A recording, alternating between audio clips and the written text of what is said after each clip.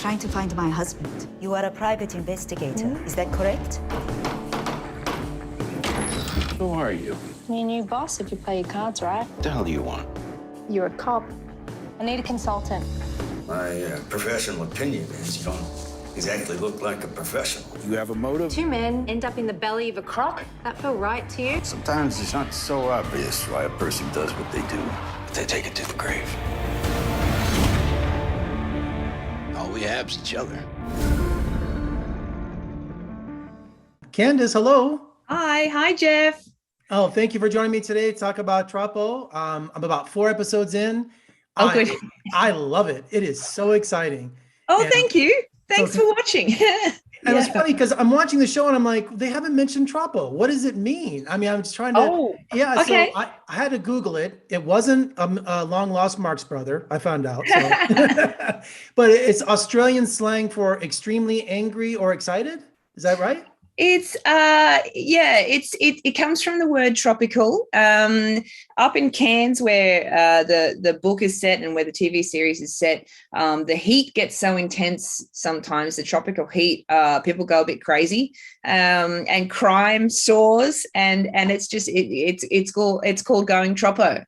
So people can go troppo anywhere if they just lose their minds and do something just crazy. I'm a Las Vegas native and we're about to hit our summer, so I go Troppo a lot around here. Yeah, right. 115 degrees. Yeah. Crimson Lake, what a perfect place for a mystery. And I love the mystery. It asks the question, what kind of man walks out on his family? Yeah, it's there are so many themes within this novel that I like to leave them open. I like people to question and participate because I think that the crime readers, they want to participate, and it's the same with people who binge TV. They want to know, and it's hopefully one of those TV series where you turn to your partner and you say, well, I would have left, or I would have stayed, or what would you do? So Ted's life has been destroyed by this accusation, and he walks out on his family in Sydney and leaves and goes where I would go, which is is somewhere like Crimson Lake. Is just no one knows your name. And Amanda is shunned in her own community, trying to rise above it, but everywhere she goes, it's trouble. She has a girl with a dragon tattoo vibe about her. Yes, I was kind of channeling Lisbeth Salander, but it's more her. Lisbeth Salander, the girl with the dragon tattoo, her mask, her way of keeping the society away from her is, she's angry and aggressive, where Amanda is more kind of cheerful, annoyingly cheerful, and just you can't penetrate.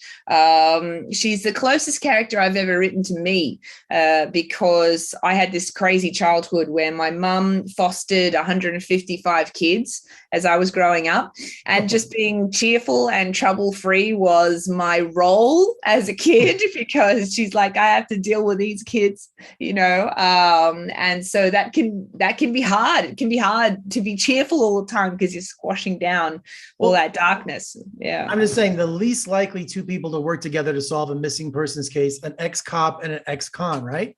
Yeah, exactly. Yeah. And they do not get on. That's what I try to write is there's nothing more boring to me than two main characters who just get on amazingly and everything's fine. And there's lots of high fives. I hate that. She's a loose cannon and he's got experience, and casting of Ted and Amanda as the author, were you happy with the casting? Because I think they have great chemistry. I love Thomas Jane.